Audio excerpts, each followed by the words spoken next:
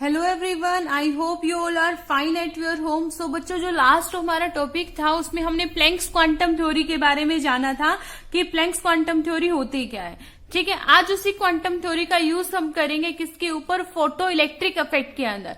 Photo electric effect हम लोगों ने क्या देखा था कि जब भी कोई लाइट जो है वो किसी जब मेटल के ऊपर स्ट्राइक होती है तो उसमें से इलेक्ट्रॉन का इजेक्शन होता है, ये हम लोगों ने देखा था, राइट। तो बच्चों, अब हमें देखना है कि वो जो इजेक्शन ऑफ इलेक्ट्रॉन हो रहा था किससे, मेटल से। जब हमने लाइट इजेक्ट की, लाइट स्ट्राइक करवाई मेटल के ऊपर, इलेक्ट्रॉन इजेक्ट हुआ, तो उसको क्वांटम थ्योरी से किस तरीके से रिलेट करेंगे। क्वांटम थ्योरी में तो हम लोगों ने क्या जाना था, क्वांटम थ्योरी में तो हम लोगों ने रिलेशनशिप निकाली थी एनर्जी की किसके साथ में, फ्रीक्वेंसी और वेवलेंथ के साथ में। अब ऐसा ही कुछ रिलेशन निकालना है स्ट्राइकिंग ऑफ इलेक्ट्रॉन के साथ में। तो जो आइंस्टाइन थे उसके अकॉर्डिंग उन्होंने कहा कि जब भी कोई जो फोटोन है, फोटोन आप लोगों को पता ही चल गया कि जो एनर्जी है वो लाइट की फॉर्म में नहीं, कंटिन्यूसली नहीं बल्कि डिसकंटिन्यूसली फॉर्म में। अब लाइट पढ़ रहे हैं तो उसको हम अब लाइट ना बोलकर क्या बोलेंगे, फोटोन्स बोलेंगे। ठीक है, तो आइंस्टाइन ने कहा कि जब भी कोई फोटोन क्या है मेटल के सरफेस के ऊपर स्ट्राइक होता है तो उसकी जो कुछ एनर्जी है वो यूज हो जाती है इलेक्ट्रॉन को इजेक्ट होने में। ऑब्वियस सी बात है कि आपने मेटल से जो एनर्जी स्ट्राइक होगी तो क्या हो, इलेक्ट्रॉन इजेक्ट होगा। ठीक है, लेकिन कितनी एनर्जी यूज होगी, उतनी ही एनर्जी यूज होगी जितनी उसको रिक्वायरमेंट थी उसमें से इजेक्ट होने के लिए, लेकिन आपने उससे ज्यादा एनर्जी दे दी। ठीक है, तो क्या उस एनर्जी बाकी बची हुई एनर्जी का क्या होगा, यानी कि आपने उससे ज्यादा एनर्जी प्रोवाइड की तो जितनी एनर्जी इजेक्ट होने के लिए चाहिए थी उतनी तो यूज अप हो जाएगी इलेक्ट्रॉन इजेक्ट होने में, और बाकी की जो एनर्जी होगी वो यूज कैसे होगी, उस इलेक्ट्रॉन को मोशन मतलब स्पीड प्रोवाइड करने के लिए, मतलब काइनेटिक एनर्जी प्रोवाइड करने के लिए। फॉर एग्जाम्पल, ये यहां पर पेन है, ठीक है, इस पेन को मुझे क्या करना है, इसको यहां से हिलाना है, थोड़ी सी अब इसकी जगह से डिस्प्लेस करना है, तो मुझे इस पर कितना फोर्स लगाना होगा, बस जो इसके फ्रिक्शनल फोर्स को क्या कर ले, ओवरकम कर जाए। ठीक है, तो मैंने क्या कर दिया, इतना लगा दिया, दैट्स इट, कि ये क्या हो गया, अपनी जगह से डिस्प्लेस हो गया। लेकिन मैंने क्या किया, इतनी जोर से पेन को पुश किया, यानी कि जो मैंने इस पर फोर्स एक्सर्ट किया वो फोर्स कितना लगा, वो फोर्स उतना लगा कि इसने फ्रिक्शनल फोर्स को तो ओवरकम किया ही, फ्रिक्शनल फोर्स को तो ओवरकम किया ही, साथ में वो जो पेन गया वो स्पीड से गया, है ना। यहां से तो फ्रिक्शनल फोर्स ओवरकम हो गया, अपनी जगह से डिस्प्लेस हो गया, लेकिन डिस्प्लेस होने के साथ में वो स्पीडली क्या गया, दूर चला गया। यानी कि बाकी की जो एनर्जी है, कुछ एनर्जी यूज हुई फ्रिक्शनल फोर्स को ओवरकम करने के लिए, पेन डिस्प्लेस होने के लिए, बाकी की एनर्जी कहाँ यूज हुई, उस पेन को काइनेटिक्स प्रोवाइड करने के लिए, काइनेटिक एनर्जी प्रोवाइड कराने के लिए। सो अकॉर्डिंग टू आइंस्टाइन कहा गया that energy of striking photon, energy of striking photon, यानी कि जो आप एनर्जी दे रहे हो किसको, फोटोन को, यानी कि जिस एनर्जी से वो फोटोन स्ट्राइक हो रहा है वो किसके इक्वल होगा, बाइंडिंग एनर्जी। बाइंडिंग एनर्जी का मतलब जिस एनर्जी से जो इलेक्ट्रॉन है वो मेटल से जुड़ा हुआ है, तो वो बाइंडिंग एनर्जी टूटेगी तभी तो इलेक्ट्रॉन निकलेगा, तो वो पहली एनर्जी तो वो कि इलेक्ट्रॉन वहां से निकल जाए, प्लस में kinetic energy of ejected electron, जो इलेक्ट्रॉन निकल गया उसको काइनेटिक एनर्जी प्रोवाइड करने के लिए। तो बाइंडिंग एनर्जी क्या है, बाइंडिंग एनर्जी यानी कि इलेक्ट्रॉन को जस्ट हमें क्या कराना है, इजेक्ट कराना है। दैट मीन्स ये कौन सी एनर्जी है, it is a minimum amount of energy, it is minimum amount of energy, ठीक है, necessary to detach the electron from metal। ठीक है, और याद कीजिए वो मिनिमम एनर्जी जो क्या चाहिए होती है हमें इलेक्ट्रॉन को मेटल से निकालने के लिए चाहिए होती है, उसको आप क्या कहते थे बच्चे, थ्रेशोल्ड। आप उस फ्रीक्वेंसी को आप क्या कहते थे, वो जो फ्रीक्वेंसी थी जिस फ्रीक्वेंसी से वो लाइट आनी चाहिए उस फ्रीक्वेंसी को आप कहते थे थ्रेशोल्ड फ्रीक्वेंसी, याद कीजिए, है ना। थ्रेशोल्ड फ्रीक्वेंसी को आपने म्यू नॉट से रिप्रेजेंट किया था, तो उस थ्रेशोल्ड फ्रीक्वेंसी यानी कि उस फ्रीक्वेंसी से जनरेट हुई एनर्जी क्या कहलाएगी, थ्रेशोल्ड एनर्जी कहलाएगी। तो ये क्या है बच्चे, थ्रेशोल्ड एनर्जी है। क्या है? थ्रेशोल्ड एनर्जी, यानी कि आपकी जो वैल्यू थी होती है वो क्या होती है? E=hν according to Planck's. तो थ्रेशोल्ड अगर आपने फ्रीक्वेंसी ली यानी कि जस्ट रिजेक्टेड करने के लिए इलेक्ट्रॉन, तो वो जो E नोट हो जाएगा वो हो जाएगा h न्यू नोट के इक्वल। तो ये क्या है? आपकी थ्रेशोल्ड एनर्जी। क्या है? Threshold energy. और किसके इक्वल है ये? h न्यू नोट के इक्वल। ठीक है। और ये क्या है? Kinetic energy. काइनेटिक एनर्जी आप लोगों को पता ही है किसके इक्वल होती है? हाफ ऑफ mv² के इक्वल होती है। ठीक है। किसके इक्वल होती है बच्चे? Half of mv²। तो अगर मैं इसको ओवरऑल मैथमेटिकली फॉर्म में लिखूं तो पहली चीज मेरे पास क्या है? Energy of striking photon. तो एनर्जी क्या होती है? जो एनर्जी फोटोन की लगेगी वो कितनी भी हो सकती है। टोटल कितनी किसके इक्वल होगी? थ्रेशोल्ड एनर्जी यानी कि ई नोट प्लस में काइनेटिक एनर्जी, है ना। जो एनर्जी होती है वो किसके इक्वल होती है? H new. हमें थोड़ी पता है कि जो फोटोन है वो किस फ्रीक्वेंसी से है, वो तो डिपेंड करता है ना किस फ्रीक्वेंसी से आ रहा है। जरूरी थोड़ी कि सिर्फ थ्रेशोल्ड फ्रीक्वेंसी यानी कि थोड़ी सी एनर्जी फ्रीक्वेंसी से आएगा। फ्रीक्वेंसी क्या कर सकती है? वेरी कर सकती है। वेरी करेगी तो कोई भी एनर्जी हो सकती है। तो वो क्या हो गया? एच न्यू के इक्वल। ई नोट किसके इक्वल हो जाएगा? एच न्यू नोट के इक्वल। प्लस में काइनेटिक एनर्जी किसके इक्वल होती है बच्चे? Half of mv²। ये जो थ्रेशोल्ड एनर्जी होती है इसको आप वर्क फंक्शन भी बोलते हैं। क्या बोलते हैं बच्चे? Work function. The threshold energy is also called work function, यानी कि एच न्यू नोट के इक्वल होता है। वर्क फंक्शन को आप डिनोट करते हो W नोट से। किससे?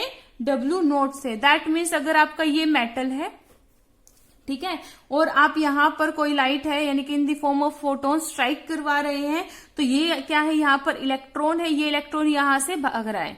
ठीक है। और मान लीजिए ये सरफेस को छोड़ के जाना है, तो इतनी जो एनर्जी है यानी कि इतना जो पार्ट है यानी कि इस सरफेस को उसको छोड़ के जाना है, तो ये वाली तो क्या है? वर्क फंक्शन यानी कि थ्रेशोल्ड एनर्जी है। और बाकी की जो एनर्जी यहां तक जो गया है वो क्या है? इसकी काइनेटिक एनर्जी है। क्लियर हो गया? तो अब हम इसको क्या कर सकते हैं? रीअरेंज कर सकते हैं। दैट इज कि हाफ mv² को इधर ले आऊं और ये जो सेम सी टर्म है उसको उधर ले जाऊं। Half of mv² is equal to क्या हो जाएगा? H nu naught minus H nu, यानी कि आप ऐसे भी लिख सकते हैं again kinetic energy is equal to H nu naught minus nu. ठीक है। तो ये रिलेशन किसके बीच में आ गया? एनर्जी और प्लैंक्स क्वांटम थ्योरी के बीच में। काइनेटिक एनर्जी है ना, और प्लैंक्स क्वांटम थ्योरी के बीच में हमने यहां पर रिलेशन निकाल लिया। इसके भी क्या है? कुछ एक्सपेरिमेंटल फैक्ट्स हैं जो हम डिस्कस करेंगे अब। तो क्या कहता है? कहता है if the frequency of radiation new is less than new note. ठीक है। यानी कि ये वाला न्यू और ये है न्यू नोट। ये न्यू क्या है? जो आपने स्ट्राइक किया जिस फ्रीक्वेंसी से। न्यू नोट क्या है? वो मिनिमम फ्रीक्वेंसी जो चाहिए होती है इलेक्ट्रॉन को इजेक्ट कराने के लिए। ठीक है। तो कहता है if new is less than new note, यानी कि जो फ्रीक्वेंसी आपने प्रोवाइड की वो किससे कम है? जितनी चाहिए थी इलेक्ट्रॉन को इजेक्ट करने के लिए। तो यहां पर क्या कह सकते हैं? That no electron will be ejected. No electron will be ejected इस केस में। और ये जो न्यू नोट है ये वेरी करता है मेटल टू मेटल। याद रखिएगा, ये नहीं कि एक मेटल की थ्रेशोल्ड फ्रीक्वेंसी अगर फिक्स है तो हर मेटल की वही होगी, नहीं। मेटल टू मेटल क्या करता है बच्चे? वेरी करता है। अब कहता है अगर new is greater than new note, new is greater than new note, तो क्या कहता है? इलेक्ट्रॉन तो इजेक्ट होगा ही, इलेक्ट्रॉन तो इजेक्ट होगा ही। और जो एक्सेस एनर्जी है, excess energy will provide kinetic energy. आप कई बार पूछते हैं ना कि भाई कितनी काइनेटिक एनर्जी यूज हुई। भाई हमने इस फ्रीक्वेंसी से क्या किया था? फोटोन भेजा था, तो उसकी थ्रेशोल्ड फ्रीक्वेंसी ये थी और कितनी काइनेटिक एनर्जी यूज हुई। तो कितनी हुई है बच्चे? ये तो एनर्जी फिक्स थी उसकी। थ्रेशोल्ड फ्रीक्वेंसी तो हर मेटल की फिक्स होती है, इतनी आपने प्रोवाइड की, तो उसमें से इसको माइनस कर दो, बाकी की बची हुई एनर्जी क्या हो जाएगी आपकी? हाफ ऑफ mv² की काइनेटिक एनर्जी के इक्वल है ना।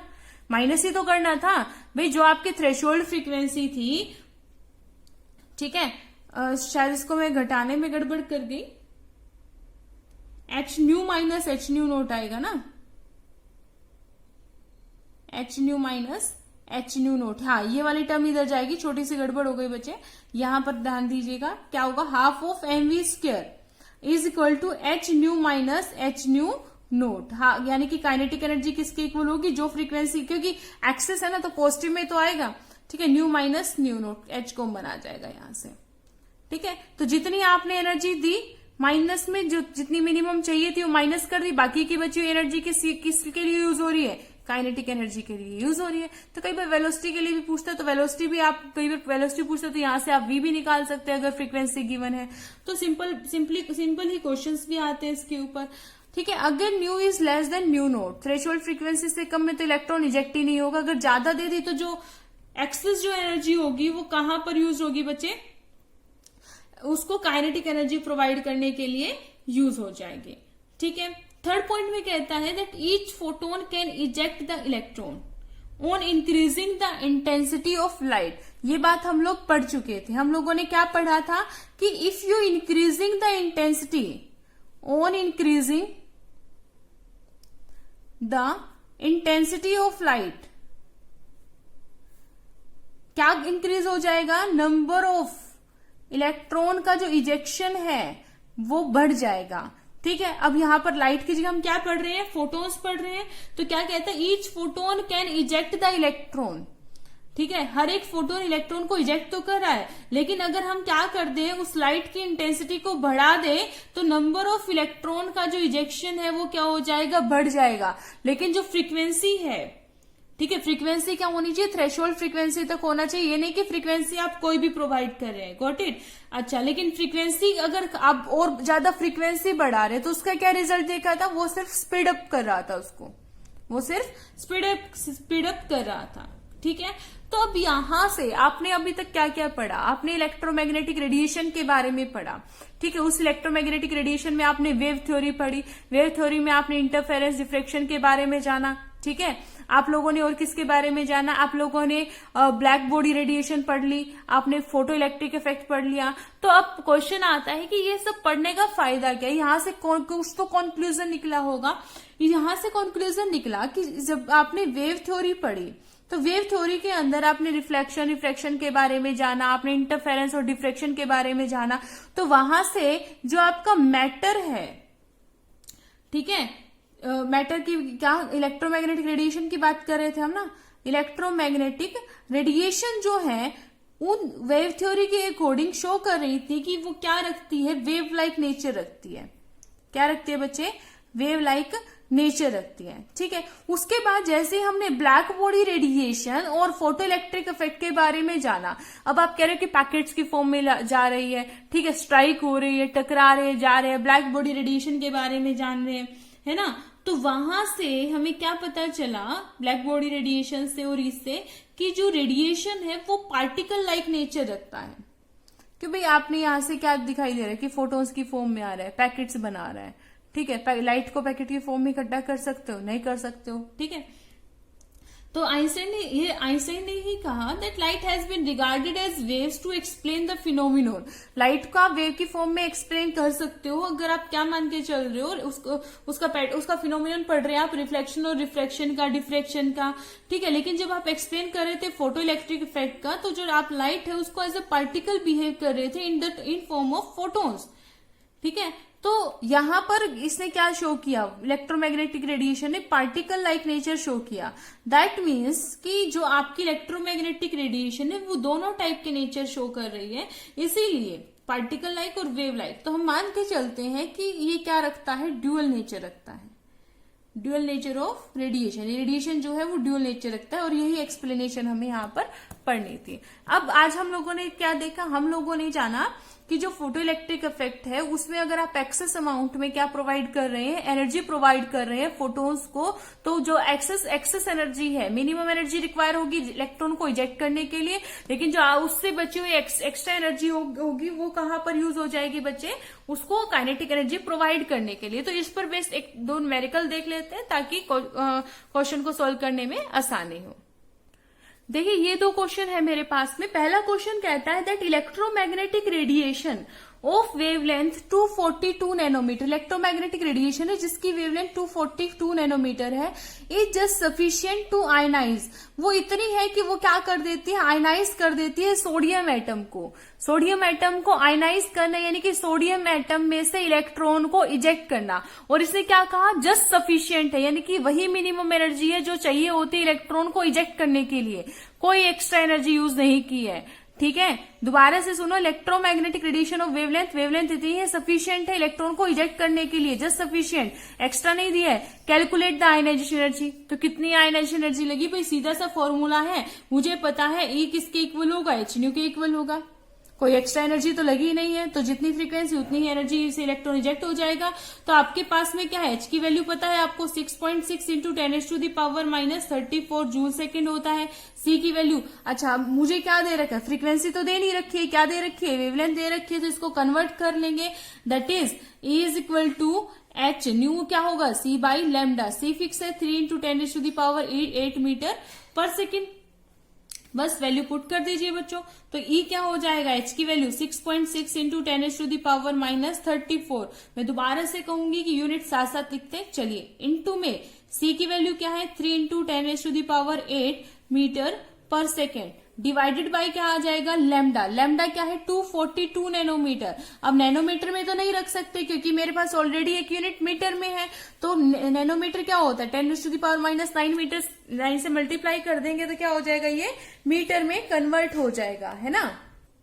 तो यहां पर मैं क्या लिख दूं 10⁻⁹, क्लियर। और ये क्या हो जाएगा इधर मीटर, तो मीटर से क्या कैंसिल हो गया, मीटर पर सेकंड से सेकंड कैंसिल हो जाएगा, एनर्जी मेरी किस में आ गई, जूल में। तो इसको जब मैं मल्टीप्लाई करूंगी तो क्या आएगा 8.21 इंटू 10⁻⁻19 जूल, तो ये आ गई एनर्जी। अब इसने मुझसे क्वेश्चन में क्या पूछा है, ionisation energy of sodium in kilo joule per mole, kilo joule per मोल, यानी कि मोल की टर्म में पूछ रहा है। ये तो मेरे लिए सिर्फ 1 फोटोन की फोटोन में निकल के आया, मोल के लिए क्या कर देंगे, 1 मोल में जो क्वांटिटी होती है उससे मल्टीप्लाई कर देंगे, तो क्या आएगा यहां से, आयोनाइजेशन एनर्जी पर मोल, तो पर मोल कितनी हो जाएगी बच्चों 8.21 इंटू 10⁻⁻19, किलो जूल में चाहिए थी, है ना, तो किलो जूल में भी कन्वर्ट कर देंगे तो क्या आ जाएगा यहां से 10⁻3, 6.023 इंटू 10⁻23, ये 10⁻3 जूल, किलो जूल में कन्वर्ट करने के लिए, ये क्या है मोल में आ गया। तो इसको जब आप सॉल्व करेंगे then you will get 494 kilo joule per mole. ठीक है, तो बहुत सिंपल सा एग्जाम क्वेश्चन था, ऐसे ही सिंपल क्वेश्चन आते हैं, बस क्वेश्चन को थोड़ा सा ध्यान से पढ़ना है। ये जो सफिशिएंट एनर्जी है हम क्या कर देते हैं, ऐसे वर्ड स्किप कर देते हैं, और यही क्या है क्वेश्चन को बताता है आपको। ठीक है, अब देखते हैं सेकंड क्वेश्चन। तो देखिए इस क्वेश्चन में क्या कहता है व्हेन एन इलेक्ट्रोमैग्नेटिक रेडिएशन, एक इलेक्ट्रोमैग्नेटिक रेडिएशन है जिसकी जो वेवलेंथ है वो कितनी दे रखी है 300 नैनोमीटर, साथ साथ लिखते चलेंगे क्या दिया हुआ है 300 नैनोमीटर वेवलेंथ इन्होंने हमें दी है। ठीक है, साथ में कहता है strikes a metal surface of sodium, metal surface से सोडियम का उससे टकरा रहा है, electrons are emitted with kinetic energy, electron emit हो रहे हैं जिसकी जो काइनेटिक एनर्जी है बच्चे वो कितनी है 1.68 इंटू 10⁻5 जूल पर मोल। देखिए मोल की बात कर रही है, एक इलेक्ट्रॉन नहीं दिया, मोल्स की फॉर्म में इलेक्ट्रॉन्स निकल रहे हैं, उनकी काइनेटिक एनर्जी है, ध्यान से देखना है। What is the minimum energy needed to remove an electron, अभी हम लोगों ने देखा था दैट काइनेटिक एनर्जी किसके इक्वल था H nu minus H nu naught के इक्वल, और यही मिनिमम एनर्जी थी, है ना, तो ये हम लोगों को चाहिए। ठीक है, तो what is the minimum energy of an electron चाहिए कि needed to remove an electron from sodium. Second पूछता है what is the maximum wavelength that will cause a photo electron to be emitted, maximum wavelength क्या रही होगी electron को eject करने के लिए। तो सबसे पहले देखो क्या निकालनी है, मुझे एनर्जी निकालनी है। तो एनर्जी मैं कैसे निकाल सकती हूँ, ई किसके इक्वल होता है एच न्यू के इक्वल, और क्या होता है एच सी बाई लैम्डा के इक्वल। Got it. अब सबसे पहले क्या कर देंगे, यहां पर वैल्यू पुट करेंगे, वैल्यू पुट करेंगे तो एनर्जी जो आएगी वो आएगी 6.626 इंटू 10⁻⁻34 जूल सेकेंड इंटू में, ठीक है, सी क्या है 3.0 इंटू 10⁻8 मीटर पर सेकेंड। नीचे लैम्डा दिया हुआ है नैनोमीटर में, इसको कन्वर्ट करने के लिए 10⁻⁹ क्या आ जाएगा आपका मीटर। मीटर से मीटर, पर सेकेंड से सेकेंड कैंसिल। जब आप इसको सोल्व करेंगे तो वैल्यू आएगी 6.626 इंटू में 10⁻⁻19 जूल। ठीक है, अब ये जो एनर्जी आई है, ये एनर्जी किसकी आई है, मोल की आई है, लेकिन मुझे किसकी चाहिए, 1 इलेक्ट्रॉन की चाहिए। ठीक है, मोल्स की फॉर्म में आई है ना, क्योंकि काइनेटिक एनर्जी किस फॉर्म में दी हुई है, मोल की फॉर्म में। तो टोटल एनर्जी किसकी है, मोल की फॉर्म में। मुझे क्या चाहिए, एनर्जी चाहिए। ठीक है, देखो यहां पर क्या दे रखे इसने, मुझे काइनेटिक एनर्जी दी हुई है एमिटेड इलेक्ट्रॉन की 1.68 इंटू 10⁻⁴।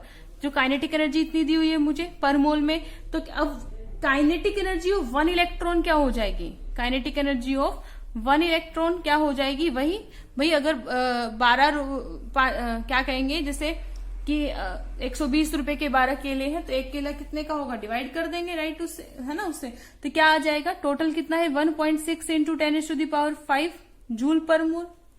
ठीक है, इसको मैं किससे डिवाइड कर दूं, एक मोल से। एक मोल क्या होता है आपका 6.022 इंटू 10⁻23। जब मैं इसको यहां से डिवाइड करूंगी तो ये जो काइनेटिक एनर्जी निकल के आएगी, ये किसकी आएगी, 1 इलेक्ट्रॉन की निकल के आएगी। मैंने क्या किया, एक मोल में जो वैल्यू होती है उससे डिवाइड कर दिया, वैल्यू आ गई 2.79 इंटू 10⁻⁻19 जूल। यहां से तो मैंने एनर्जी निकाली, वो एनर्जी कब, जब वेवलेंथ कितनी थी, 300 नैनोमीटर, दैट्स इट। फिर मैंने क्या निकाला, काइनेटिक एनर्जी निकाली 1 इलेक्ट्रॉन की। ठीक है, अब देखो, अब आते हैं क्वेश्चन पे, क्या कहता है, मिनिमम एनर्जी बताइए मुझे जो इलेक्ट्रॉन को इजेक्ट करने के लिए चाहिए। तो हमें पता है कि जो एनर्जी थी, ठीक है, जो एनर्जी थी हमें चाहिए थी, वो किसके इक्वल थी, E माइनस के E नोट। ठीक है, यानी कि सॉरी, एक मिनट, जो क्या थी हमारे पास में, जो स्ट्राइकिंग फोटोन की जो एनर्जी थी वो किसके इक्वल थी, मिनिमम एनर्जी। मिनिमम एनर्जी यानी कि ई नोट की बात करूंगी। ठीक है, प्लस में काइनेटिक एनर्जी के इक्वल थी, है ना, यहाँ पर क्या था हमारा, काइनेटिक एनर्जी के इक्वल था। तो अब इसने मुझसे पूछा है कि क्या बताना है, what is the minimum energy needed to remove. तो ये चीज मुझे यहाँ पर बतानी है। तो एक इलेक्ट्रॉन के लिए काइनेटिक एनर्जी क्या है, मैं निकाल चुकी हूँ। ठीक है, और टोटल एनर्जी मुझे पता है कितनी है, ये है। मिनिमम एनर्जी क्या है, ई नोट, थ्रेशोल्ड फ्रीक्वेंसी वाली। तो यहां से ई नोट क्या हो जाएगा, ई नोट हो जाएगा ई माइनस के काइनेटिक एनर्जी।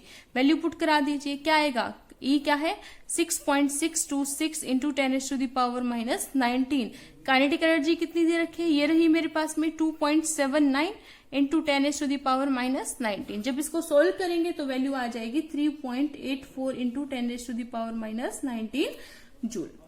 ठीक है, अब देखिए सेकेंड पार्ट में क्या पूछता है, what is the maximum wavelength that will cause a photo electron to be emitted. ये तो वेवलेंथ क्या दे रखी थी, जिस रेडिएशन से आपने क्या किया, उस फोटोन को स्ट्राइक करवाया। लेकिन ये उस टाइम की वेवलेंथ पूछ रहा है जब इलेक्ट्रॉन इजेक्ट हुआ, उस टाइम पर क्या वेवलेंथ रही होगी।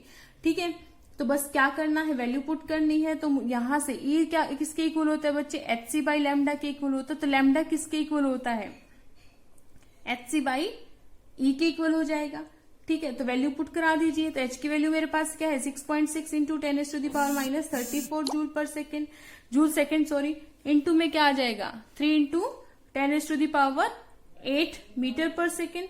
अब डिवाइड किससे करेंगे, मिनिमम पूछा ना, यानी कि वो टाइम पूछा है जिस एनर्जी में इलेक्ट्रॉन जस्ट इजेक्ट हुआ। किस एनर्जी पे इलेक्ट्रॉन इजेक्ट हुआ, मिनिमम तो यही था। बस उसी एनर्जी से मुझे क्या करना है, इसको डिवाइड करना है 3.84 इंटू 10⁻⁻19 जूल। तो जब आप इस पूरी वैल्यू को सॉल्व कर लेंगे तो आंसर आएगा 1517 इंटू 10⁻⁻9 मीटर। ठीक है, इसको नैनोमीटर में कन्वर्ट कर सकते हो, 517 नैनोमीटर। ठीक है, तो बस क्वेश्चन की लाइन को समझते रहिए। फॉर्मूला सिर्फ आपका कितना है, इतना है। फॉर्मूला कितना है, इतना है। इसके अलावा कोई बाहर से फॉर्मूला नहीं लगा है। लाइन को पढ़ते रहिए, सोल्व करते जाइए। ठीक है, सो बच्चे keep practising, take care of your self. Thank you so much.